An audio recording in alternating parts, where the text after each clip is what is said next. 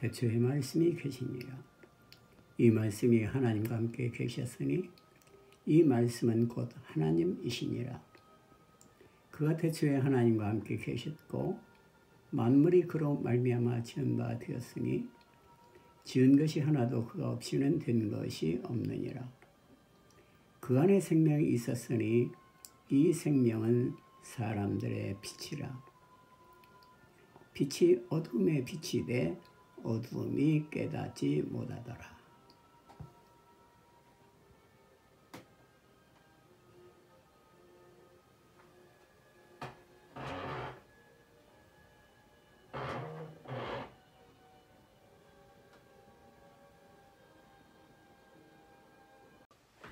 예, 안녕하십니까. 예. 오늘은 그 성령님과 설교 말씀의 준비에 대해서 말씀을 드리겠습니다. 영국의 유명한 그 설교자였던 스펄전은 그의 책 스펄전의 설교학에서 설교를 준비하는 데 있어서 성령님의 도움이 절대적으로 필요하다고 말했습니다. 단순하게 성령을 의지하고 기다린다면은 하나님의 생각의 가장 중요한 부분을 파악할 수 있을 것이다. 이렇게 말했습니다. 자, 우리가 모든 일을 하는 데 있어서 성령의 도움이 필요하죠. 물론. 그런데 특별히 하나님의 말씀, 하나님의 뜻을 전하는 설교에 있어서는 성령님의 도움이 절대적으로 필요한 것입니다. 그 이유는 우리는 하나님의 음성을 전해야 되고 하나님의 뜻을 전해야 되는데 그것은 오직 성령님을 통해서만 우리는 알 수가 있기 때문인 것입니다. 그래서 우리는 성령님의 도움이 절대적으로 필요한 것입니다. 예수님께서는 마태복음 7장 11절에서 이렇게 말했습니다. 너희가 악할지라도 좋은 것으로 자식에게 줄 줄 알거든 하물며 하늘에 계신 너희 아버지께서는 구하는 자에게 좋은 것으로 주지 않겠느냐 이렇게 말했습니다. 자, 우리가 성령으로 설교를 해야 되는데 성령님의 도움을 입어야 되는데 자, 중요한 것은 우리가 성령을 구할 때 하나님께서는 우리에게 성령을 주신다고 약속한 것입니다. 너희 천부께서는 구하는 자에게 성령을 주시지 않겠느냐 이렇게 약속했습니다. 그렇기 때문에 우리는 성령을 구해야 되는 것입니다. 그래서 성령의 도움으로 설교를 준비해야 되는 것입니다. 이 성령님은 우리에게 끊임없는 지원자가 되시는 분이십니다. 우리가 전하는 모든 메시지는 우리가 하나님의 대사, 하나님의 사신이라고 생각할 때 하나님, 왕이신 하나님으로부터 나와야 되는 것입니다. 자, 하나님의 뜻을 전해야 되는데 그것은 성령의 도움이 없이는 우리가 하나님의 음성을 들을 수가 없는 것이죠. 우리 예를 들어서 다니엘은 하나님께 기도하자 천사 가브리엘을 통해서 하나님은 그 깨닫게 하라는 그런 은혜를 베풀어 주셨습니다. 다니엘서 9장 3절에 기록이 된 것입니다. 우리가 아무리 서적을 많이 읽고 또 주석을 많이 참조한다 할지라도 그 음성이 하나님께서 나오지 않았다면 그것은 사실은 힘이 없고 또 공허한 메시지가 될 수밖에 없는 것입니다. 그래서 우리 설교자들은 먼저 성령의 조명에 의해서 하나님의 음성을 들어야 되는 것입니다. 스펄전은 설교자가 성경을 연구를 하는 데 있어서 성령님의 도우심을 이렇게 말하고 있습니다. 우리들이 성령의 역사를 필요로 하는 것은 자기의 공부에 있어서이고 오직 성경을 놓고 하는 축복된 작업에서 있어서이다. 성령은 하늘의 보배를 여는 열쇠이다. 그는 상상할 수 없는 방법으로 우리를 풍요롭게 하실 수 있는 분이시다. 성령은 아주 어려운 교리를 풀어가는 단서가 되신다. 우리를 진리의 길로 인도하실 수가 있다. 성령은 노수로 된 문을 두들겨 부수신다. 쇠로 된 빗장을 열어 젖히신다. 흑암 속에 숨겨져 있던 보배를 꺼내주신다. 비밀스러운 장소에 숨겨져 있는 풍부한 불을 꺼내어 나누신다. 성령님께서 우리가 하나님의 마음의 깊은 부분을 깨닫게 하시는 것입니다. 그래서 우리가 아무리 많은 주석과 책을 참조한다 할지라도 또 여러 가지 예화를 사용한다 할지라도 하나님의 성령을 힘입지 않는다면은 하나님의 그 말씀의 가장 깊은 하나님의 생각을 전해야 되는데 그것을 전할 수가 없는 것입니다.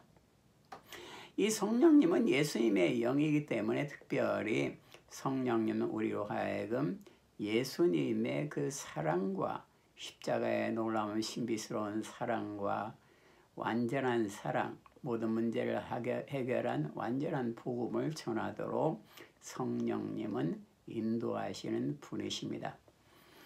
그래서 성령님은 사실은 복음의 핵심을 전하도록 사실은 우리를 인도하시는 분이신 것입니다.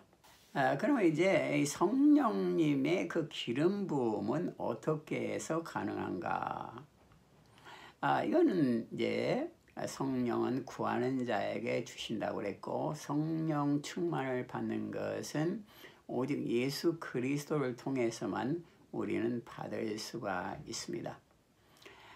성령은 비둘기와 같아서 우리가 잠잠히 기다리고 주님을 기다릴 때 임재하십니다.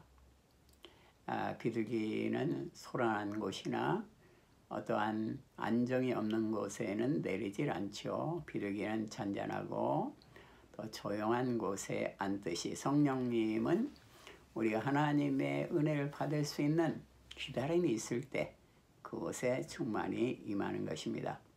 그래서 우리 설교자들은 성령의 충만함을 받기 위해서 기다림의 긴 시간을 가져야 되는 것입니다. 그래서 우리는 습관적으로 하나님을 기다려야 되고 기도해야 되고 그래서 우리 영혼이 매일마다 새로운 복음을 받아야 되는 것입니다. 우리가 시계나 여러 가지 금장식을 한 도구들이 껍질이 벗겨지면 보기가 흉하죠. 그러나 새로 도금을 할 때 아주 새로운 물건이 되는 것을 볼 수가 있습니다. 우리 설교자들도 끊임없이 성령으로 도금을 할 때 새롭게 되고 신선하게 되고 아주 더 하나님의 은혜와 사랑이 충만해서 복음을 전할 수가 있는 것입니다. 성령님은 우리에게 여러 가지 지식의 말씀과 지혜의 말씀을 주십니다. 솔로몬의 지혜는 바로 성령님이 주신 것이었습니다. 또 성령님은 우리에게 영을 분별할 수 있는 능력을 주십니다. 고린도전서 12장 10절은 그걸 말하고 있습니다. 그래서 이 성령님을 통해서 우리는 진리의 말씀을 분별하며 하나님의 뜻을 명확하게 전할 수가 있는 것입니다. 그 다음에 성령님과 하나님의 말씀의 선포. 성령님에 의해서 우리는 말씀을 들어야 되고 또 성령님에 의해서 우리는 말씀을 선포해야 되는 것입니다. 스펄전은 말했습니다. 설교자는 성령의 손 안에 있는 도구이며 그 이상의 아무것도 아니다 라고 말했습니다. 우리는 성경에 성령의 검인 하나님의 말씀을 가지라고 그랬습니다. 우리가 하나님의 말씀을 가지지만 그것이 성령의 붙들림을 받을 때 우리는 힘있게 전할 수가 있는 것입니다. 스펄전은 성령으로 6마디를 말하는 것이 성령이 없이 6,000마디를 말하는 것보다 훨씬 더 좋다 그랬습니다. 그래서 우리가 설교에 있어서 언어 구사나 여러 가지 구성이나 여러 가지 내용이나 이런 모든 것이 중요하지만은 그러나 내적인 어떠한 힘은 성령이 임재할 때 나오는 것입니다. 이 설교라는 것은 성령이 임해서 그 성령에 의해서 피는 꽃이나 열매라고 볼 수가 있습니다. 그러니까 성령님께 우리가 붙들려야 설교자는 바로 설교를 전할 수가 있습니다. 자, 영국의 설교가 있던 로이드 존슨은 말했습니다. 성령의 나타남과 권능으로 설교하는 것이야말로 설교에 있어서 가장 중요하다, 이렇게 말했습니다. 자, 그는 그의 설교학 책이었던 설교와 설교자, Preaching and Preacher에서 그 부분을 마지막 부분에서 이제 취급을 했는데, 그것은 너무도 성령의 최소, 성령의 능력으로 복음을 전하는 것이 중요하다는 것을 강조하기 위함이었습니다. 성령이 아니고는 아무도 그리스도를 주라고 할 수가 없는 것입니다. 그렇기 때문에 우리가 성령으로 전할 때 우리는 구원을 받는 열매의 역사들이 일어나는 것입니다. 성령님은 죄와 저주에서 우리를 해방하기 때문에 성령이 임재할 때 사탄의 쇠사슬에 매인 영혼들이 구원을 받고 주님 앞에 나오는 것입니다. 그런데 물론 성령의 임재를 위해서 우리는 먼저 준비를 철저히 해야 됩니다. 그 준비는 바로 설교를 잘 준비를 해야 되는데, 그 준비는 먼저 가장 중요한 것은 예수 그리스도의 복음을 잘 정립해서 준비해야 됩니다. 우리가 구약 성경에 보면은 엘리야는 제단을 쌓고 거기에 송아지를 각을 떠서 물을 붓고 그리고 하늘에서 불이 내리기를 기다렸습니다. 그러자 하늘에서 불이 내려서 제단을 다 태웠던 것입니다. 우리가 하나님의 말씀을 잘 준비하고 복음을 잘 준비하고 그리고 강하게 주님의 임재를 기도할 때 성령의 충만이 그 가운데 임하는 것입니다. 자, 모세 역시 성막을 지었는데 성막은 바로 예수 그리스도의 상징인 것입니다. 예수 그리스도의 희생과 죄사함의 상징, 하나님을 만나는 그 지성소, 이것은 다 예수 그리스도의 상징이고 십자가의 상징인 것입니다. 모세는 이 성막을 만들고 하나님께 기도했는데 그 위에 하나님이 충만히 임재하였습니다. 그러니까 우리가 복음적으로 설교를 준비하고 기도하는 것은 둘 다가 참 중요한 것입니다. 이것은 하나를 가볍게 하거나 빼뜨릴 수가 없는 것입니다. 항상 함께 가야 하는 것입니다.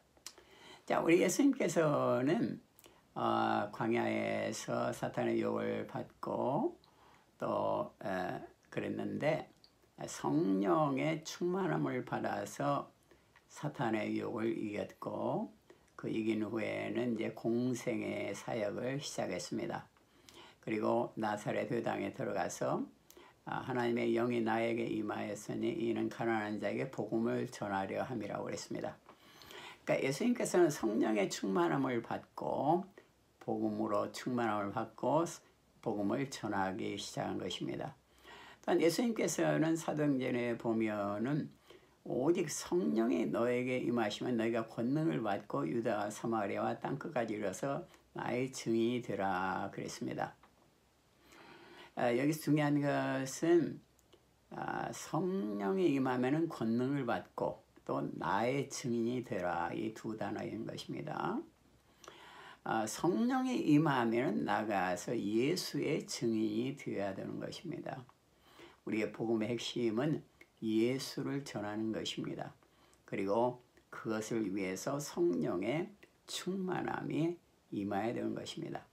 우리가 물론 예수를 믿는 사람은 누구나 성령님이 그 안에 계시고 내주하고 계십니다.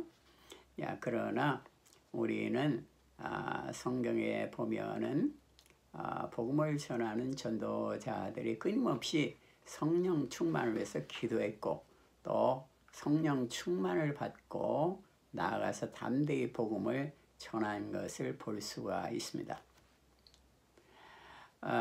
예를 들어서 사도행전에 보면 초대교회 성도들이나 사도들이 큰 핍박을 당했는데 그들은 모여서 함께 기도했습니다. 그러자 그들 위에 오순절날 임하였던 것 같은 성령의 충만함이 임하였고 그들은 담대히 복음을 전한 것을 볼 수가 있습니다. 사도행전 4장에 그것이 나오죠. 또한 사도들의 초대교회 그 사도들의 그 복음을 전하는 것을 볼 때에도 성령의 충만한 임재가 있을 때 담대히 복음을 전하는 것을 볼 수가 있습니다. 예를 들어서 사도행전 13장 9절에 보면은 바울이 성령의 충만하에서 박수 엘루마를 대제가해서 복음을 담대히 전한 것을 볼 수가 있습니다. 바울은 고린도전서 2장 3절 5절에서 자기의 말과 설교가 사람의 지혜로하지 않고 성령과 권능의 나타남으로 했다고 했습니다.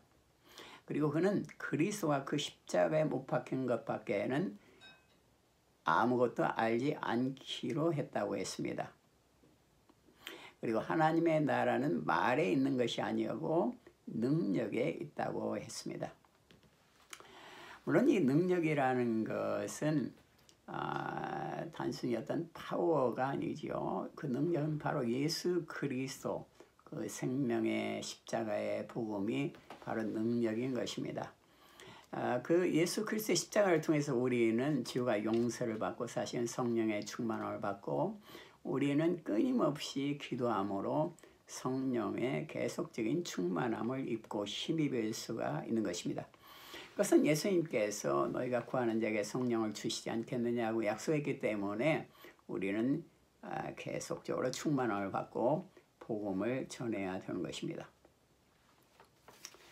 요한계시록을 보면은 주일날 그 등 뒤에서 하나님의 음성, 큰 음성이 들렸는데 그것은 사도 요한이 물론 성령에 동행하는 사람이었지만 다시 어떠한 충만한 성령의 임재 가운데서 하나님의 음성을 들었던 것입니다. 바울은 우리 복음이 너에게 전해질 때 고린도 교회에 말했습니다. 말로만이 아니라 능력과 성령과 확신으로 전했다고 그랬습니다. 이 확신이라는 것은 사실은 성령님이 주시는 것입니다. 성령이 임재하는 그것을 느낄 때 우리는 확신을 가지고 전할 수가 있는 것이죠. 그래서 우리가 성령 충만을 받는 것은 오직 하나의 명쾌한 결론이 있는데 그것은 성령님을 구하는 것입니다. 예수 그리스도를 통해서 예수 그리스도를 의지해서 성령을 구할 때 우리는 성령의 충만한 임재가 일어나는 것이고 성령의 충만한 임재 가운데 전할 때 그 복음을 듣는 자들에게 변환점, 터닝 포인트가 되는 역사가 일어나고 사단의 그러한 모든 그런 쇠사슬에서 해방함을 받을 수가 있습니다. 한국의 조영기 목사님도 나는 이렇게 설교한다에서 설교자는 하루에도 몇 번이고 기도와 간구의 도구를 해야 되는데 자신은 조그마한 모임에 나가서 말씀을 증거할 때도 2시간 앞서서 30분 이상을 기도하고 나갔다 이렇게 기록하고 있습니다. 일단 토요일에는 기도울에 가서 성령의 임재를 확신할 때까지 기도했다 이런 기록이 있는 것입니다. 그래서 우리 설교자들은 성령님과 교통하는 훈련을 해야 되고 성령님과 끊임없이 대화하는 긴 시간이 필요한 것입니다. 성령님과 기도하고 성령님과 교통하는 그 체험이 바로 설교를 강하게 만들게 하고 힘있게 전하게 하는 것입니다. 미국의 빌리그람 목사님은 기도의 성령의 재충만을 위한 기도의 중요성을 절실하게 말했습니다. 자신은 첫째도 기도고 둘째도 기도고 셋째도 기도다. 복음 전도의 중요한 것은 이렇게 고백을 했습니다. 그래서 자신이 정말 성령의 충만해서 복음을 증거할 때 10분에서 15분 정도가 지나면은 청중들이 자신의 음성을 듣지 않고 다른 음성, 성령의 음성을 듣는 것을 느꼈다고 고백을 했습니다.